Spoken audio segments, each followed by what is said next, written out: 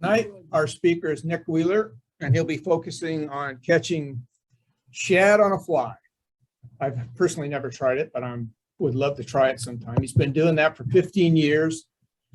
And I've already written down 3 or 4 questions to ask him, so maybe he'll answer them during his spiel. So, Nick, take it away.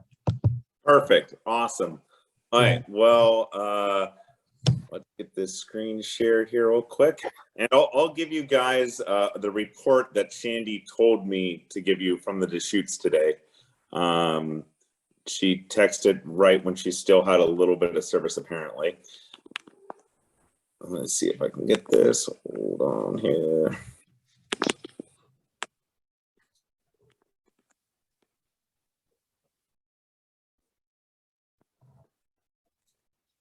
Looks good. Yep. Perfect. All right. So Deschutes report first, before I guess I talk about the poor man's tarpon. Shandy floated from Warm Springs to Trout Creek today. She got a little bit of a late start. There are salmon flies in the bushes right now. There's not a lot, but they're starting to hatch. Wouldn't say that they're flying around, but they're in the bushes. The first spot that they fish right there at that boat ramp, if any of you fish that island right above, it is so good, and I highly recommend it if you're going to float it. They got a nice fish on a chubby Chernobyl, so they are looking up. They're starting to. Most of the rest of the fish on their way down, I believe, were on stonefly nymphs, and then a few more on dries, but weather was less desirable than what you guys will hopefully get this weekend out there. So bring some dries, but prepare a nymph. And that's kind of the report that she gave me. Hopefully she'll have a better report as I'm going to float down with her to Maupin tomorrow through Sunday. So any questions on that before I get on the presentation? No. Perfect. All right, good. So American shad, the poor man's tarpon, just really don't let the tarpon know that I called it that. I could probably get some funny looks, but these fish run, they jump, they literally, there's millions of them that come up our rivers. Who doesn't love that? I like to call them the gateway drug to anadromous fish. I grew up on the banks of the Russian River in kind of Northern California.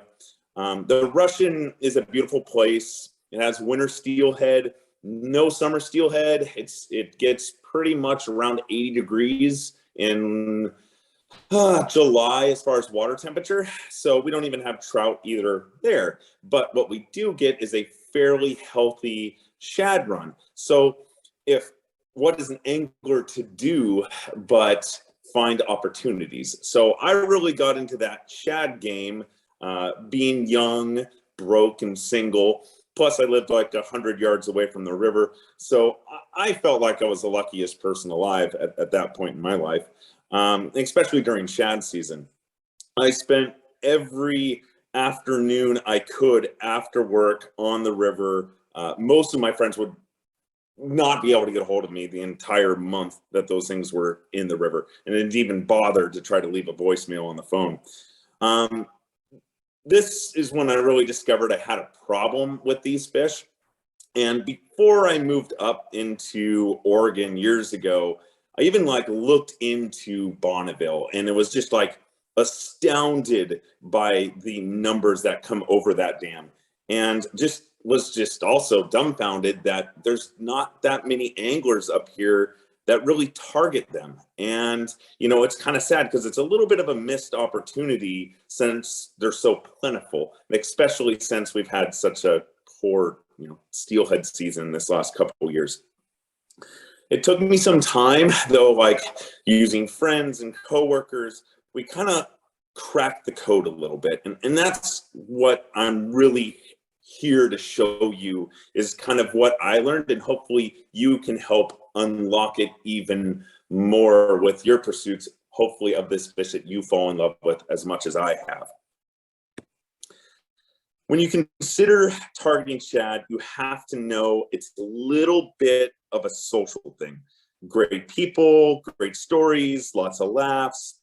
the more friends you bring to the river for shad, the better and higher the level of enjoyment you will have. And I think this really comes down to the overabundance of fish. You know, if we're all just trout fishing a run and Bob over here ends up hooking all the fish, there's really a lot of resentment in your fellow angler, and maybe a lot of anger towards that angler.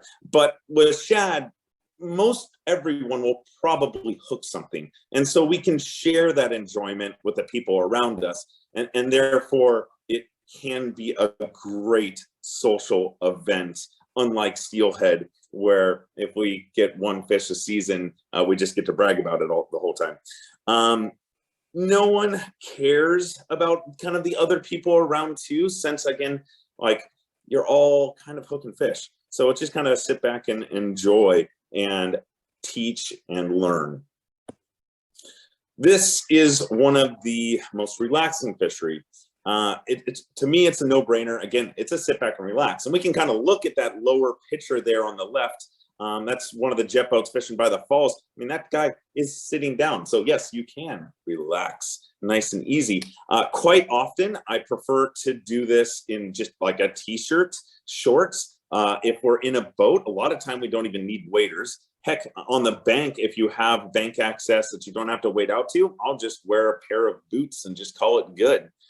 This is as easy as it can be. And really after, again, a tough steelhead season, who doesn't want to catch just an absolute pile of fish?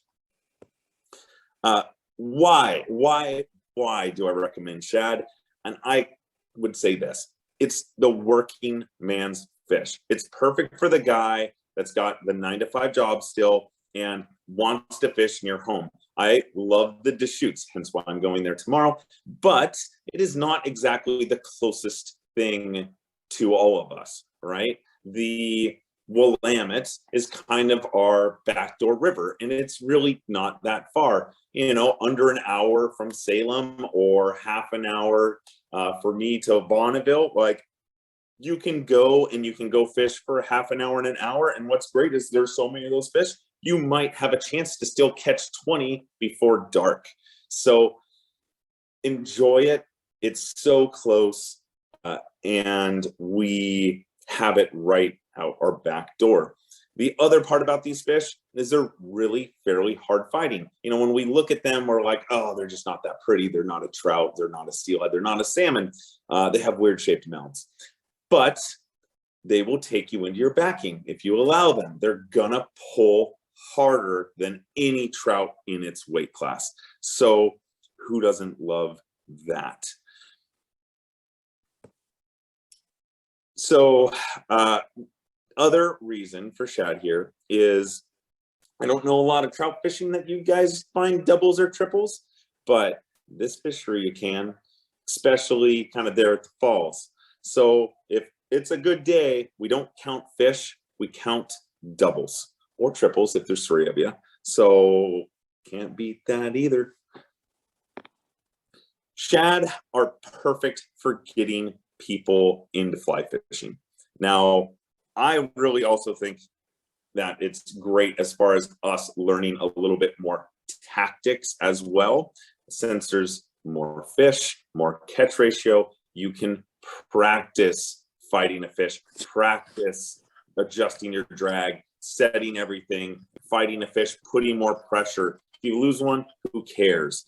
But like with kids and younger anglers, we can have a little bit of a problem of we might only have that one fish form. And that can be a pretty tough situation if that's going to make or break becoming a new angler for them, right?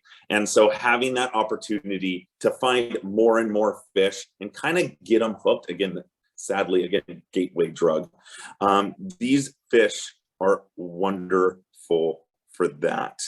But again, practice that hook set, getting fish on the reel. When we have like those newer anglers that haven't gotten a big steelhead yet, and when you get a fish that runs right at you and we're stripping line, and then that fish starts to take line, there's a lot of mess ups in there with anglers that are learning. And so again, we're going to have multiple shots at these things. So we can really practice and fine tune the process of actually good angling. So here comes a little bit of boring, but I love this stuff, part of American Shad. I want to give you a little bit of history about these things. This fish is the most patriotic fish that you can go for. The American Shad is the fish that saved George Washington's army from starvation in Valley Forge. Like this fish, if we didn't have this thing here, we could be still flying that British flag. So just remember, when you salute that flag, you're also saluting the shad, and it's gift to us. And so you should give back to them and making sure that you target this wonderful species. But okay, there's my like two bits of fame in the shad era. But how they kind of came here on the West Coast. They're natively abundant on the East Coast. Numbers have dwindled, but where they've really exploded is the West. And so originally there was 12,000 fish stocked in the Sacramento River. And this was around the 1870s. And within 6 years of that initial stocking of American shad, they were already reported in the Columbia. Like these fish are prolific spawners and they spread like wildfire. So their range is all throughout the West now, and just from a few plants that were originally put in those 1800s. The first plantings that they actually put in the Columbia were in 1885. So much later than that Sac, those plantings, but again, still prolific numbers. They never planted the Umpqua, they never planted the Klamath or the Russian. Those fish were able to find and make their own returns. The runs, though, in the Columbia, like they didn't really get going until some of the dams were built. So once Bonneville was put up, we started seeing about 125,000 fish returning to the Columbia drainage system. And which is a lot, but not staggering amount compared to what we have now. The Dalles Dam, which allowed those fish to get up Celio Falls, that's when those fish could get into the snake drainage. And now on average, we see about 5 million shad returning to the Columbia drainage system, which is really impressive. Now on the East Coast, most people actually eat shad. I know. Shad festivals, shad planking, smoked shad, pickled shad. But the most common thing that guys will eat over there is their roe. And that's that upper left corner, which is kind of like the skein still on that spawn sack. So it kind of almost looks like a sausage. Very popular with capers, but actually loved quite a bit on the East Coast. Here, not so much. It is high in omega-3s though, so if you're really interested in trying it, go for it. On the West Coast, we're most commonly using shad for crab bait. Yeah, go figure. There's a few guys that are using it for sturgeon bait. It's very oily, very greasy, so it has a lot of smell to it, so sturgeon just flock to it. And then another good reason to keep shad, if you want to, on the West Coast would be to fertilize your gardens. I know quite a few people that put them under their tomato plants in spring. Kind of going back a little bit further in time, though, the shad were brought here to the West Coast for a food fish, right? We had ever-growing populations coming over through the Oregon Trail and all that kind of stuff. And the government was looking for ways to make sure if there was an issue, there would be food, right? And so that is why they originally stocked shad. And there were actual canneries and commercial fisheries for the shad here. The problem was that in that, I believe, late 1800s, early 1900s, the price of American shad, they became so abundant that they were fairly inexpensive and cheap. So the farmers couldn't really make much money on them. And so it never really took off. And you kind of understand why when we have so many salmon and steelhead fisheries in that era, like why eat shad when you can have a springer? But, you know, at least that's what we kind of think. Most of the West Coast recipes, and this is kind of my favorite thing, is if you're gonna cook shad, there is a way to make it taste good. And what you do is you get yourself a nice cedar plank. Like get it, you know, they're expensive now at Home Depot with inflation, but cut it the length of the shad. You want to preheat your oven to about 350. And you guys can take notes on this if you want. Nail that shad to that board. Put your favorite seasonings, like a little bit of lemon, maybe a little bit of dill on that thing. Put it in the oven for about 10 minutes. Once that thing is smelling just about right, take it out of the oven. What you want to do is take that shad off that board, but the nail's important. You want to use it to rip it off, and then you just throw the whole shad away. And then if you eat the board, it'll probably taste better than the shad. So that's my little shad joke recipe for you.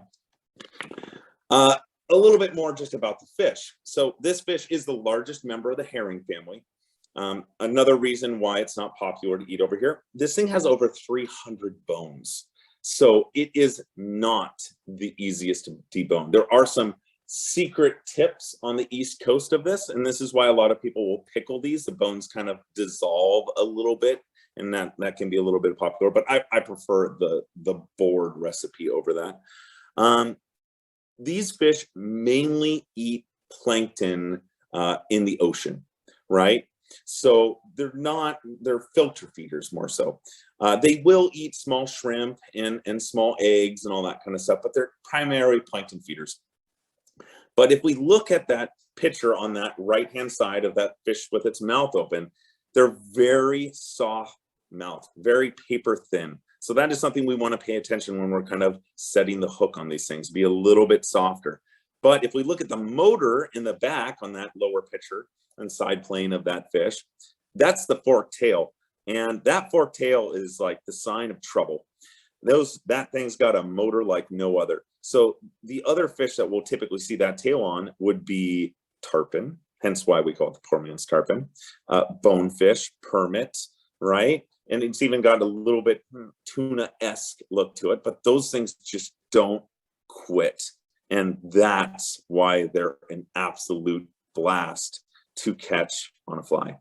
Now, the other thing that's very important to know about these fish is their schooling. And when we talk about schooling, we're not talking about like steelhead, like cool, they come up in 3 to 5 pairs. You know, we're talking about like, oh, there's a small school of 100, or there's a school of 2,000-3,000 at a time. So when we're targeting them, we want to keep that in mind, because if we catch one, there's more than likely one right there, like behind it. So make that same cast, get it out there, like more than likely another fish is going to grab it, and then hopefully in another and another and another. So a little bit more on the life cycle. These things are anadromous, of course, meaning that they spawn in fresh water, and then they're going to migrate out into the ocean and live out there for their adult life, right? So male shad reach sexual maturity in about 3 years, females in about 4. So when we're catching these fish, if we're catching the bigger ones, those are going to be the females. So if you're looking to keep some fish and actually try this wonderful thing, that's the fish you want to keep if you want to eat some roe. If you're going to use it as crab bait, the males are going to be a better thing for that, just so you have more fish to spawn. Again, they are invasive, so there is no limit, and you can keep as many as you want on the West Coast. Here is the very important factor for this presentation for this year, and I cannot stress this enough. This is the topic on salmon flies. This is the topic on everything at the shop these last few weeks. Water temperature. Water temperature is so key for bugs and for shad. So the water temperature needs to be between 50 and 60 degrees. 55 is like peak spawning temperature, and that's when these fish are starting to come in the rivers. So this year, our river and the Umpqua and a lot of the other ones, because we've gotten all this snow, are much colder than normal. And so our shad returns are probably going to be pushed out, very similar to the salmon fly hatch this year, which has been pushed out maybe 5-6 days. So those salmon flies hatch because of water temperature, our shad return because of water temperature. That was my little salmon fly plug for this speech. Female shad have up to 600,000 eggs. Yes, that is correct. And that is how probably a pair can go into a river and populate it pretty darn quickly. And not only that, they are broadcast spawners. And now, so what that means is, unlike a salmon or steelhead, they're going to come in and they're not just going to dig a red and hang out and spawn in one spot. There's going to be a group of 10,000 that just come together in the evenings and just have a love fest and just let it all go at once. So the eggs, the sperm, everything just kind of comes together and sticks to rocks, sticks to anything it can. Now, they won't just let that whole 600,000 eggs go at one time. They will typically spawn in a pool one evening, go upriver, spawn in another pool. Then maybe they're done with that river. They'll go up a different river. They'll go throw some eggs up in that. So like a prime example of this, and we come back to the water temperature, is if the Clackamas is cool enough, shad will actually go up the Clack. And it has to just be in that 55, 60 degrees. This year, they will probably not spawn in the Clack. They'll spawn mainly in the Willamette because of water temperature. But it's a really interesting fish. It's one of the few around here that really do that. So it's very cool to kind of understand it. Now, the eggs hatch very quickly. They're going to hatch within 5 to 15 days. Now, if it's warmer water temperature, it's going to be in that 5 days. If it's in that 50-degree water temperature, it's closer to that 15. The adult fish, just like steelhead, unlike salmon, are going to migrate back out to the ocean. So we have downstreamers that return. They will do this multiple times in their lifetime. Again, another reason why we have so many shad. Juvenile fish are going to stay in the river systems until fall, and they continue into the ocean to complete their life cycle all anew. Now, this is something to know, not necessarily for fishing for shad, but for fishing for other fish in our rivers. So if those fish, let's say, are in here in June and it takes 15 days for them to hatch, July, August, we'll have a lot of shad babies in the Willamette. And that is one thing that bass love to eat. So knowing that, we can make some of our woolly buggers, whatever kind of patterns you want for bass in the Willamette to look as such, because they're going to key. If you're ever in, more in like downtown Portland or just in the slack water in one of the Willamettes, and you're out in the evening on a nice summer day and you're seeing millions of little fish jumping on the surface, those are the out migrating shad. Now, typically they're going to be in the estuary, usually by about September, October. So they're not going to stick around. And by that time, they're not going to be huge, but they're just little minnows. And then they're going to migrate up into Canada to eat all those microplankton. I know that was a lot of info of fish that people are like, what? But American shad range. So here's kind of their native range, and that's that orange color on that East Coast. So they're from Florida all the way up into Canada. And again, water temperature based. So Florida, those fish come in, I think it's like January, because it's nice and toasty down there. And then the runs up in like Maine and Canada are just like here. It's not until like June, July. You can see some of those sporadic, like Great Lakes and some random other lakes kind of in the middle of the states. Most of those are just landlocked fish, or hickory shad, which a lot of people think of as a bait fish.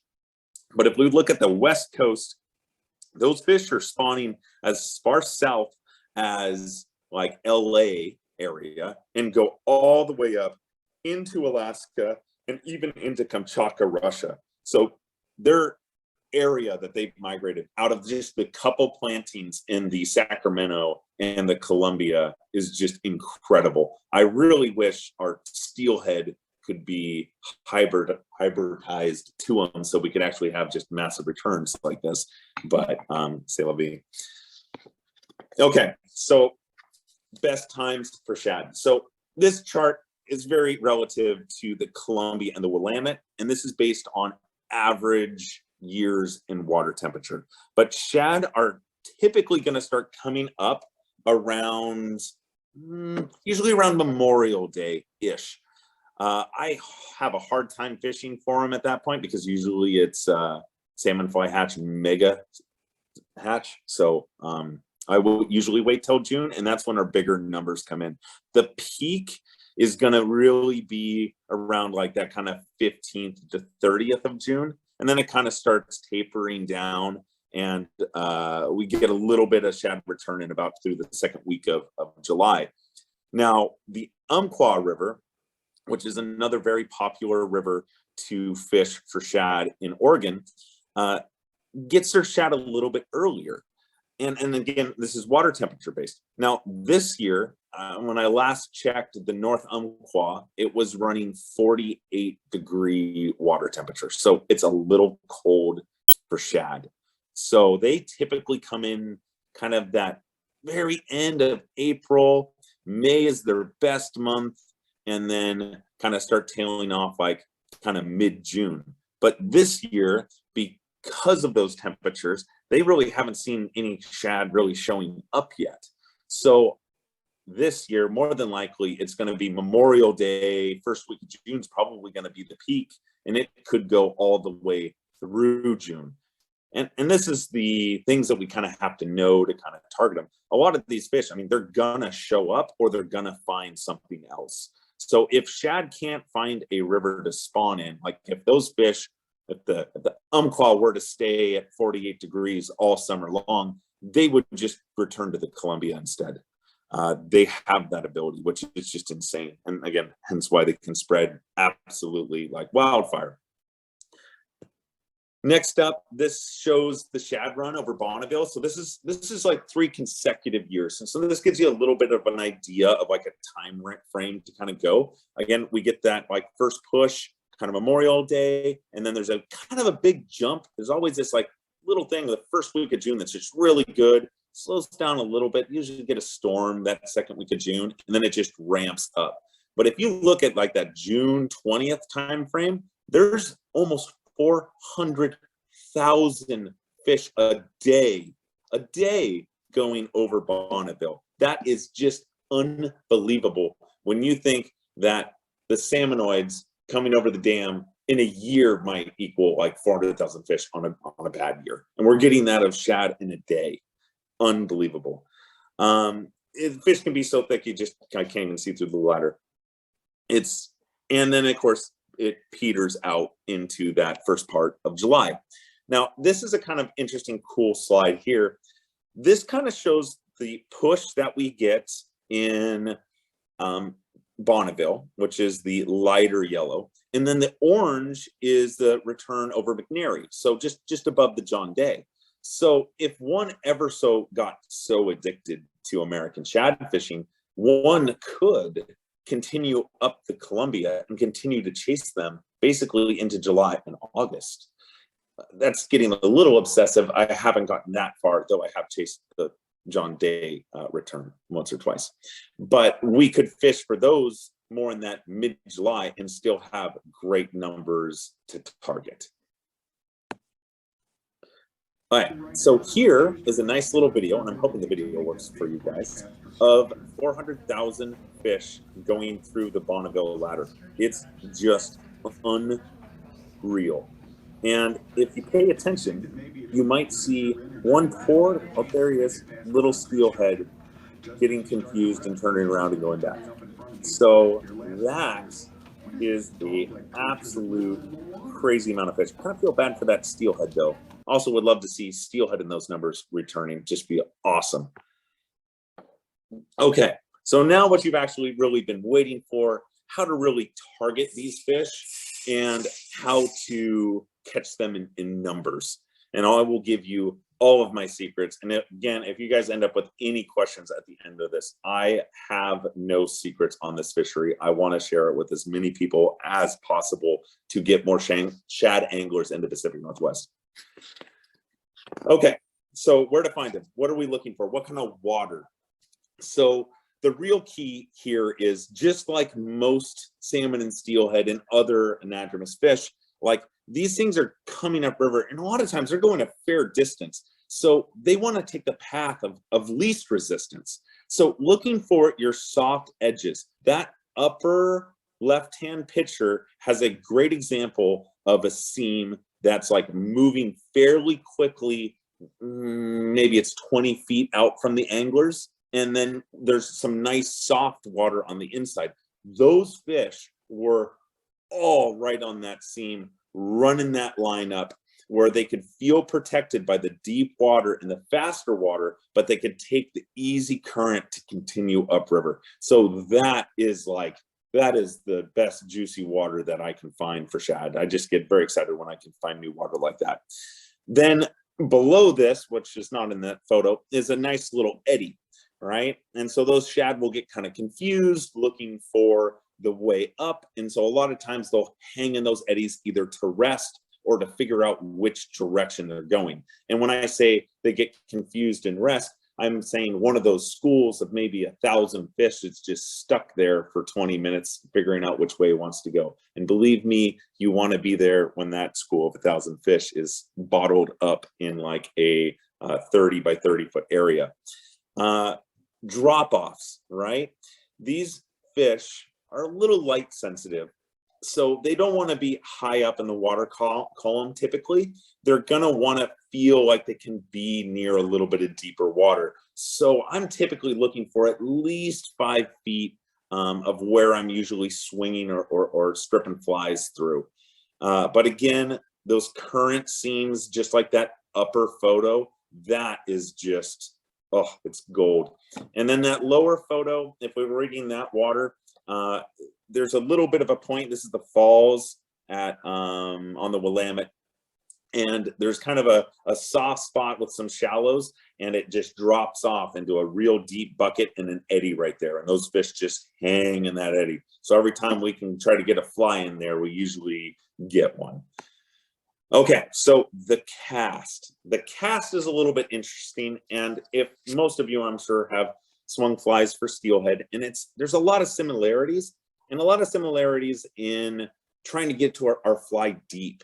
Since these fish are in a little bit deeper water than our steelhead, we may need to cast upstream up at like maybe a 45-degree angle or straight across, and that way it gets more hang time to sink, and get down.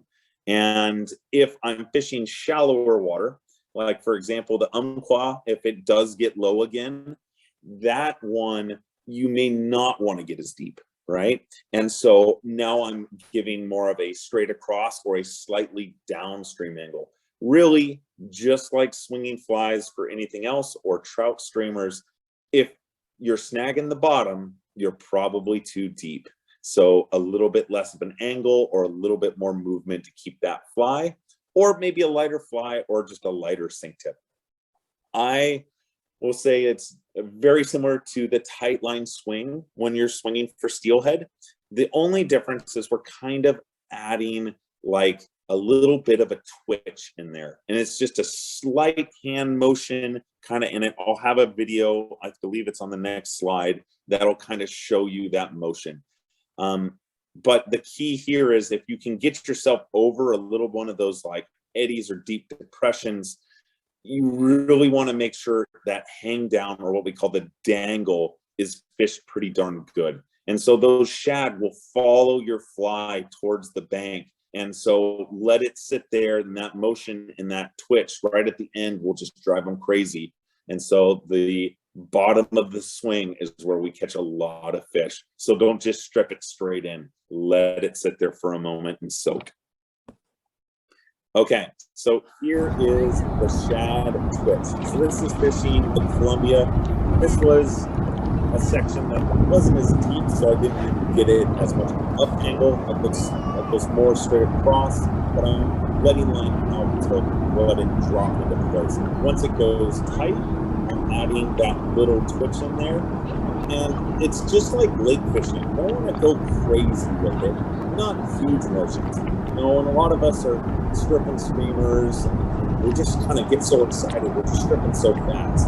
I just want to add a little bit of motion and a little bit of flutter to that fly. And once that starts giving that dangle, that's when it fish on. So again, don't set that hook too hard. You don't want to rip its face off with that like light mouth, but make sure it stays low. And we can kind of see there's that nice seam line out that 10, 15 feet off the bank.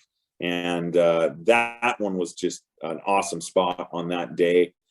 There was just a million fish coming by. So the grab is pretty darn aggressive. And we don't necessarily, you're not going to be like, did I have a bite? It's going to let you know. You're going to feel it because it's typically tight lined. But don't hesitate. You need to set the hook immediately.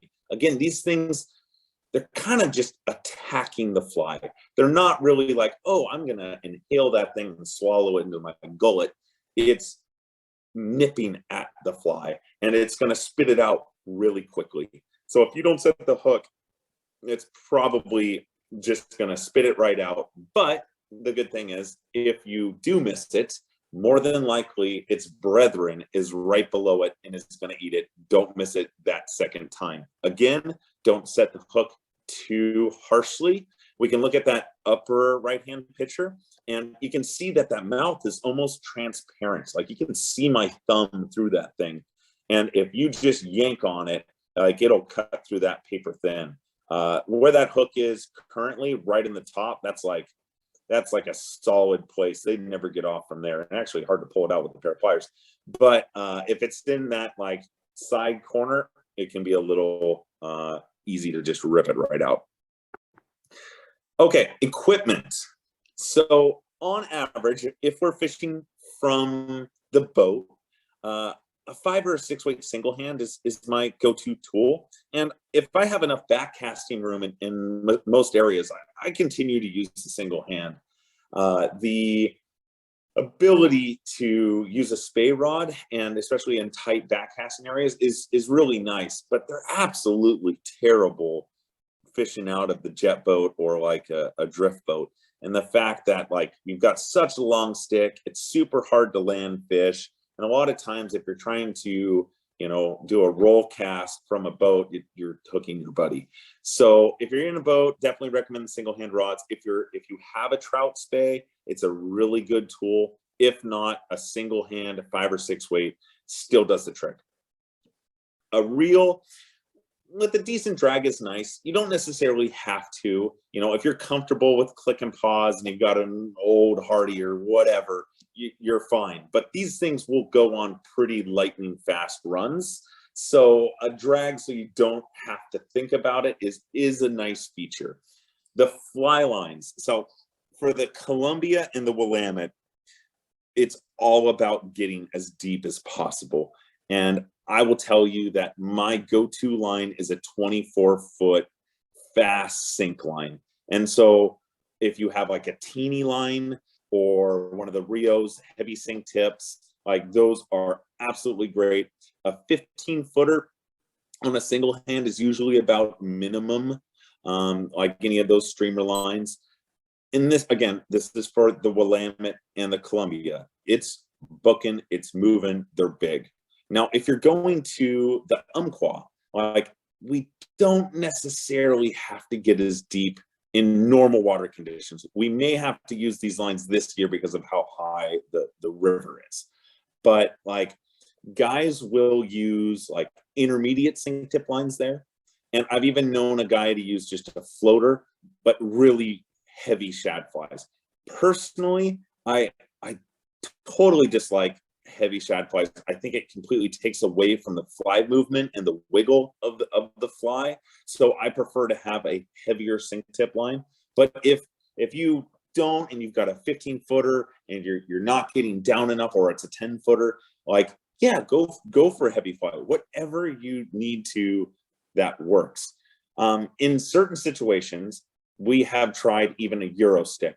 And if the shad are close enough to the bank and you've got a heavy enough, well, Euro rod and a heavy enough Euro fly that looks like a shad dart, it works really good. And you actually will catch like 2 shad at a time. It's quite a disaster.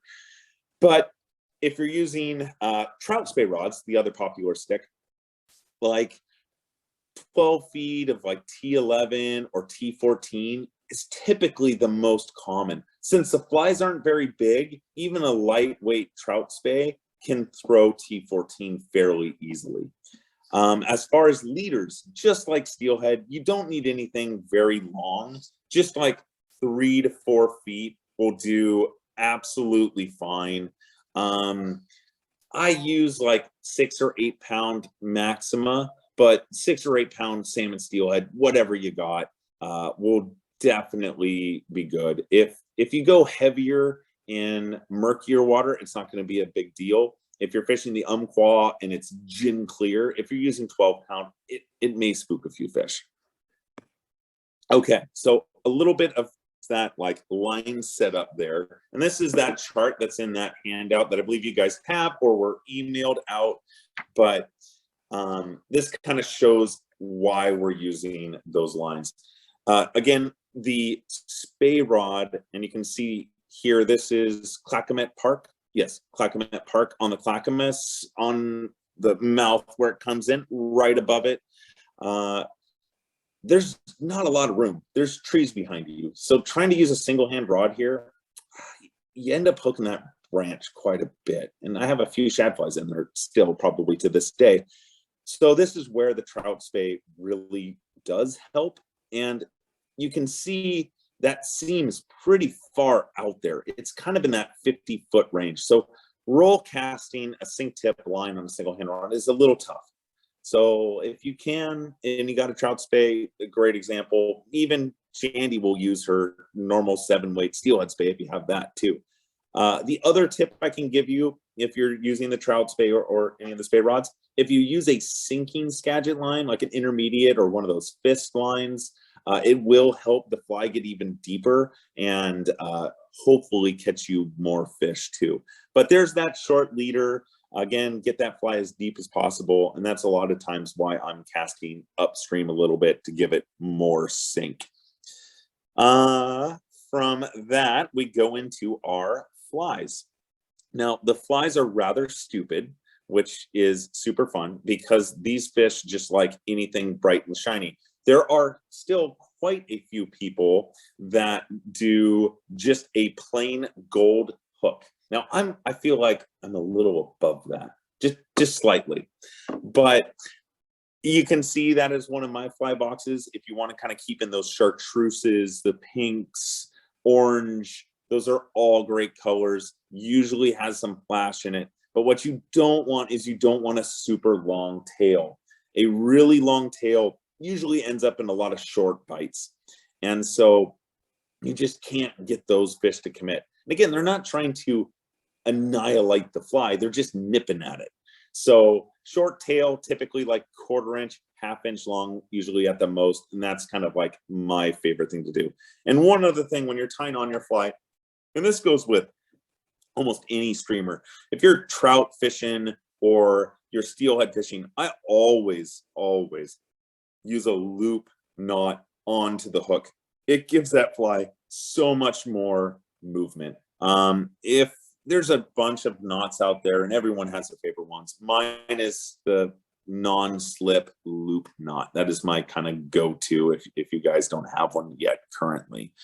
From that, here is really the only fly you ever need. So this is the silver bitchin. It was invented originally by Bill Shad of Northern California. And with a guy with the name of Shad, I mean, how can you go wrong with inventing a shad fly? And yes, that is his real name, though it is spelled differently. It's more like Shad. But This fly, I don't know. I've caught so many fish on it. It is indestructible as far as destruction to fish. I put a fair amount of head cement on it, so it does stay fairly durable. I literally just carry a box of these, maybe in a few different bead chain weights or dumbbell eye weights, but really this is it.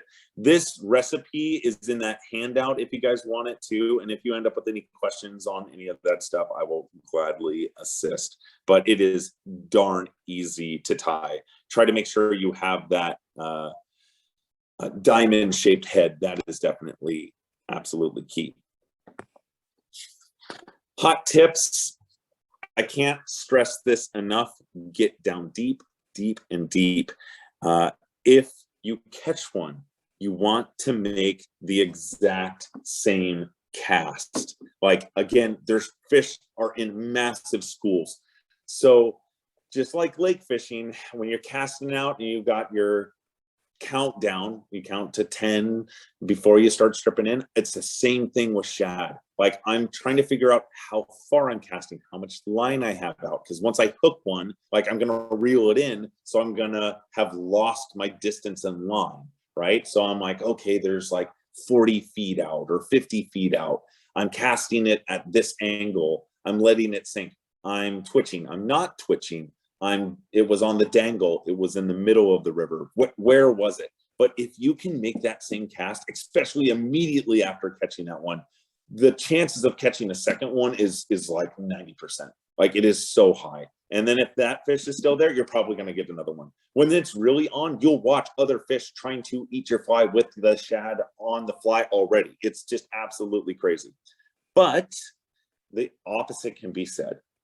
If you're not catching any shad, you need to move, especially if you're seeing other people. It is insane what 10 feet will do. You can go from catching absolutely zero shad in an hour to moving 10 feet downriver to every cast in that hour. It is unbelievable.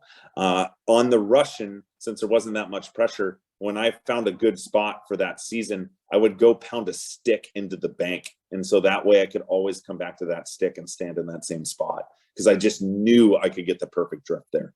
So try to remember, try to figure out that perfect spot. And then typically if the river's the same height, you go back there the same time the following year, it's probably going to be just as good of a spot.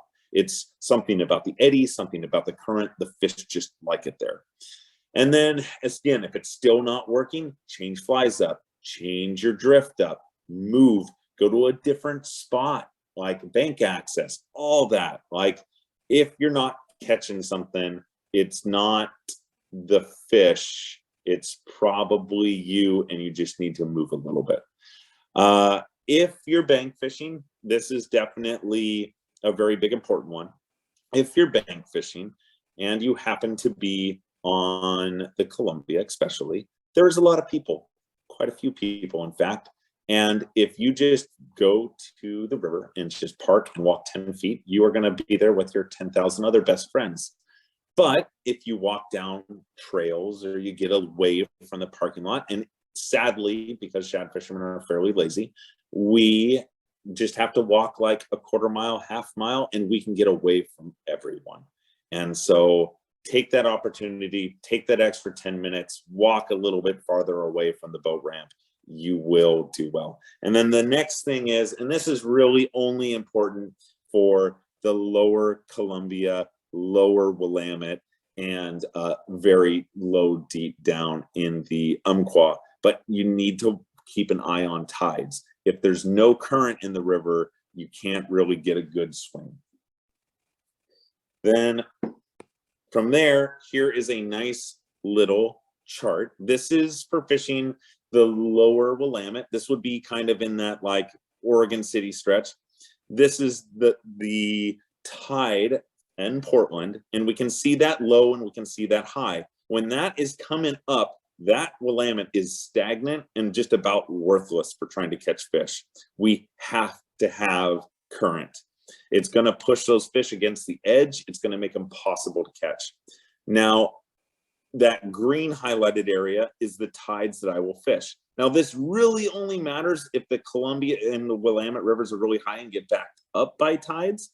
And in some years, there's either so much current in the Willamette, like currently, that tide isn't influenced. And so it's not as big of a factor.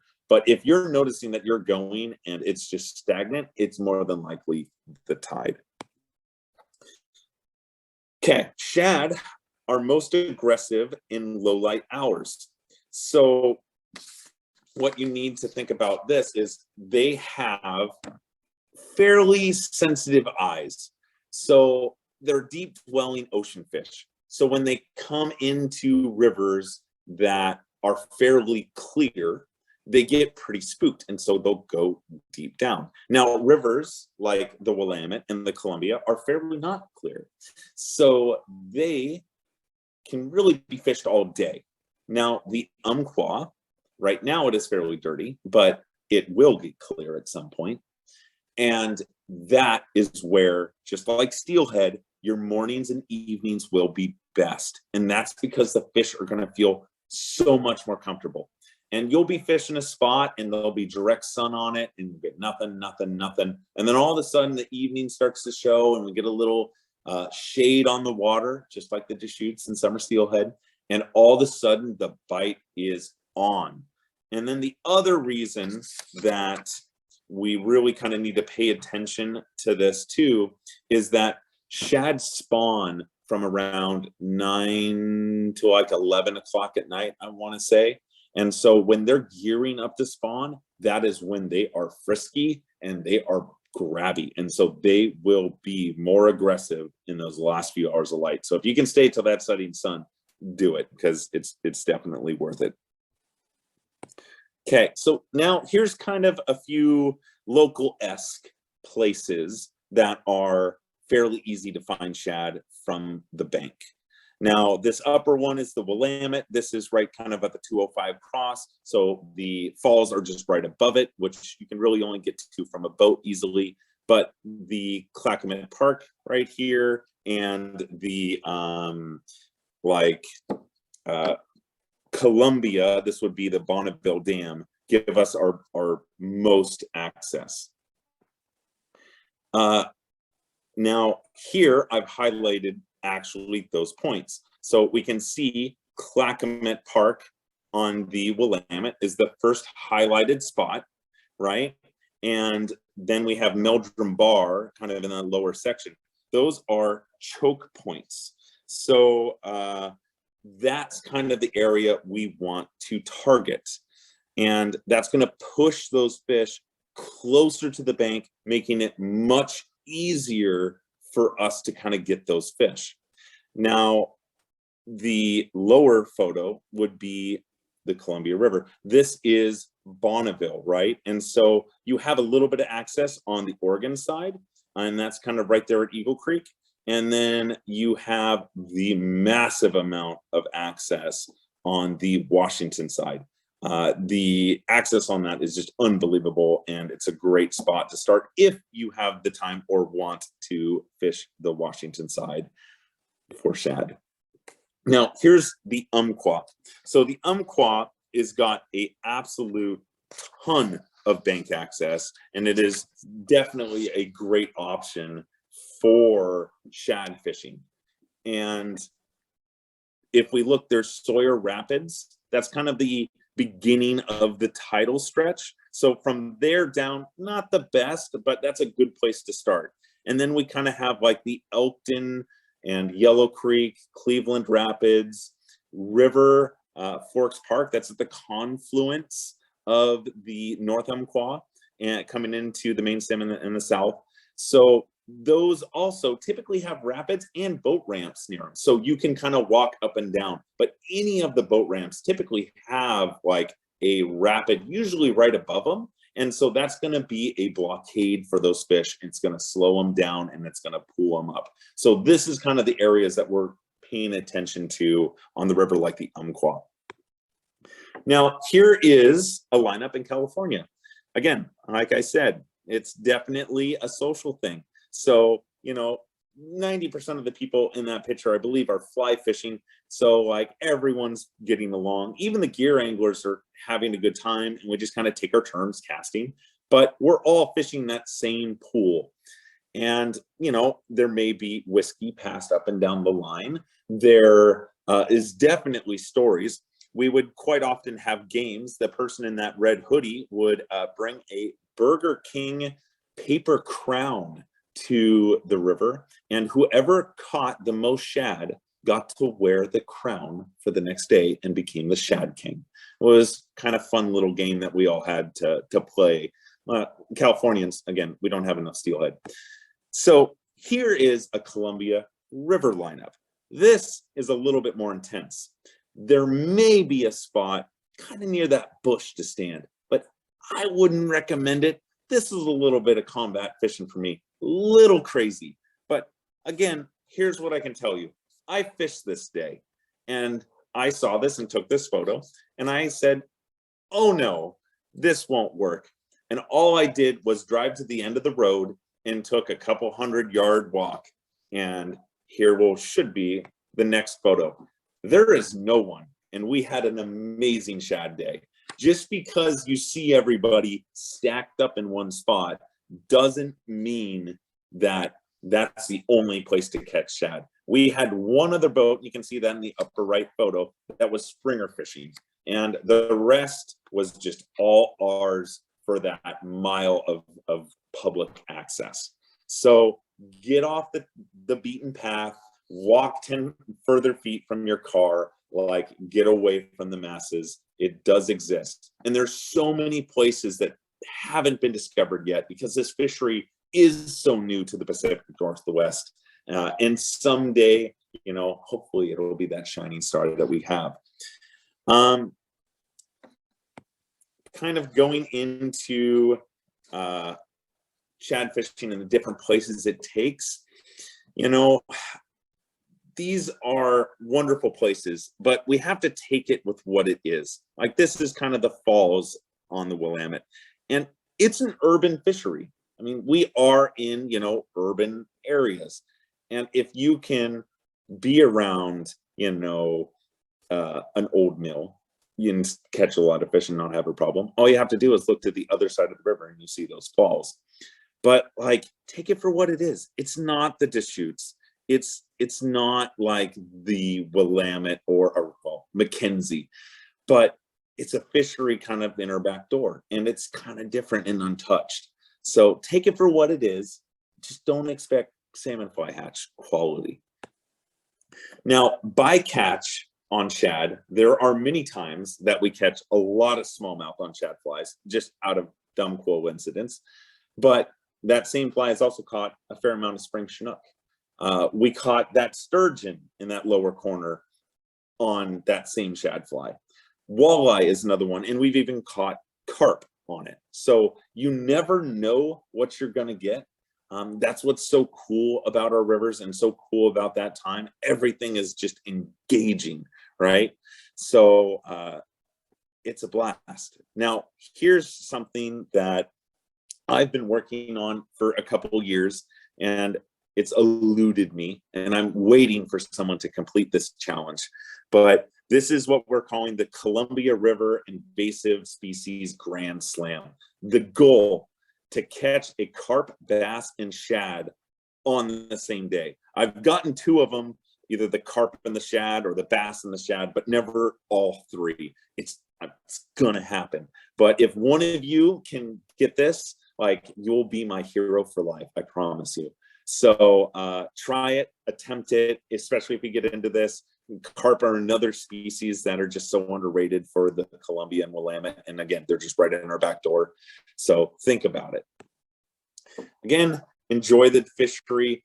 Just take it for what it is. It's not the Deschutes, but it's here. And for that, if you're like looking for help, here's my little plug for Watertime Outfitters. You know, if you're trying to figure out the shad fishery and you or just want to take someone out and catch a gazillion fish, these guys offer like 4-hour shad trips right on the Willamette. They pick you up right there in Oregon City. It is lights out fishing. You don't even have to cast far. It's unbelievable. It's the best shad fishery in the world. Can't talk high enough of those dudes. Water time, they're great. Rob Crandall's a good guy. Other than that, do you guys have any questions? Can you see the chat, Nick? Not yet, but I'm. So See the if it'll shad pop don't get above Willamette Falls. here. Ask them that one. Yeah, that's my question Ye- too. yes. So they used to more, and in some years, I think there's enough volume of water that they can use the ladder. But shad are weird creatures. They can only use certain ladders. They can use Bonneville, they can use John Day ladder, but they can't really use the Willamette fish ladder. It's the wrong style for them.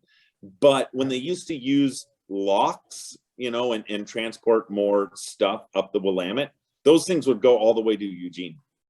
So and the weird part is like certain years I've talked to people that have, like last year, I talked to like 3 guys that caught them at the mouth of the Tualatin and said they got them in fairly big numbers. So I don't know if that was just like a random school that got up there, or if it's just a lie from the fish trap person to not have any fish above it. But if someone figures it out, let me know, because it would be a whole lot nicer to fish for them in a lot more places. Yeah, it would. So I'll ask our audience to unmute, and anyone in the room here have a question for Nick? Don't be shy.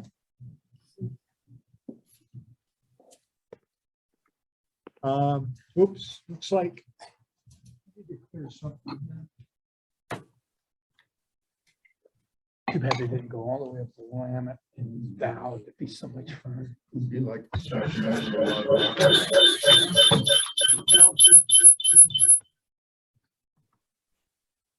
Well, that's what happens when you do a good job, Nick. You answer all the questions before I got them. Nice. Here's a question. Here's a question. What Go about ahead. full sink lines, especially single hand? What about full sink lines, especially for single-handed rods? So they can work from the boat, mainly because like we have a stationary thing that's like, you're out in the water a little bit. When it's from the bank, a lot of times if that line is out there and the whole thing sinking, has a tendency of snagging when you start getting it in close, especially if you're using like a type 3, type 6. Intermediate, like a full intermediate line is exactly what we use on the Russian. That's like our most popular line, is like just basically an intermediate lake line. But that river just barely moves. So, using something in a type 5 and a type 6 lake line would probably be absolutely fine if you're fishing from a boat. And again, it's just for the snagging reasons of getting frustrated. Even the 15-foot and 20-foot sink tip lines will get stuck in some of like the submerged brush and logs and can be a little annoying to lose flies. Any other questions? I think I saw something on a boat. So there are, I think, a lot more bank access points than I mentioned. And this fishery is so new still that so much of the bank access is still undiscovered. The Willamette is the hard one, just in the fact that there's so many houses along it, right? So I think like the major parks are going to be our best way to get to it. So Clackamas Park, Mary S. Young, George Rogers Park, all those things below the dam are easy. I just hope that they would go up the Tualatin and that kind of stuff, and we can have them again closer. The Columbia has unlimited bank access, and almost every spot that I have gone to at one point in time, I've hooked fish there. But it's you know, it's finding it at the right height and figuring out where the seam is. There's a lot of spots that I've tried and I've just been too high or too low, and it's like dry.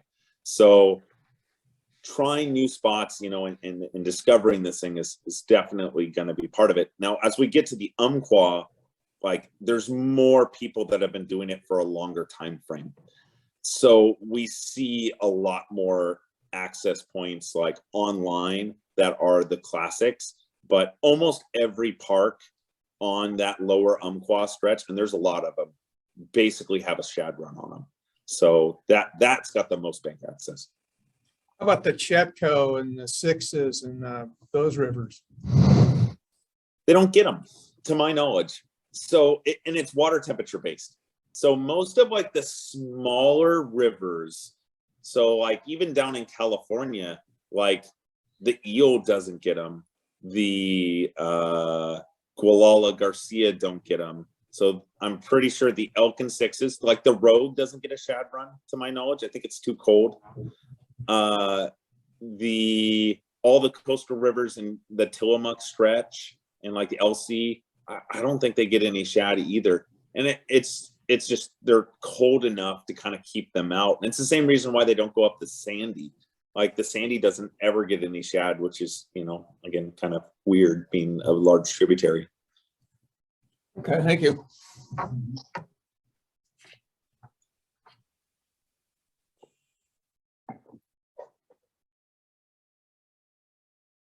That's, Is that I think That's that's it, Nick. Thank you. perfect?